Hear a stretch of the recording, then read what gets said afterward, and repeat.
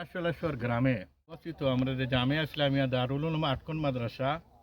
এবং শেওলা ইউনিয়নের স্বাস্থ্য ও পরিবার কল্যাণ কেন্দ্র হাসপাতাল এবং কুনাশলেশ্বর প্রাইমারি স্কুলের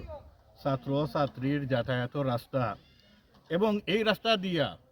এই যে অগ্রহায়ণ মাই ক্ষেত হয় এই ক্ষেতরও মানুষ ক্ষেত যায় ধান উত্তোলন হয় ও রাস্তা আলহামদুলিল্লাহ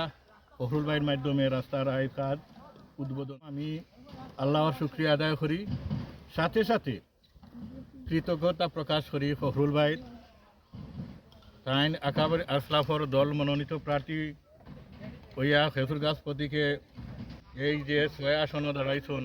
দোয়া করি আল্লাহ তালায় আগামী নির্বাচনও কানর এই কাজর উসিলায় আমরা সর্বস্তর দল মত নির্বিশেষে ভোট দিয়া তাদের জয়যুক্ত করতাম আল্লাহ তালা তানোর এই কাজের মধ্যে কামিয়াবি নসিব করতো আর সব যত বাধা বিভক্ত আছে তাতে আল্লাহ হেফাজত রাখতো আর আল্লাহ তালা তাদের হালাল সম্পদ দিছে যে বাবর উসিলায় আই তানোর আব্বা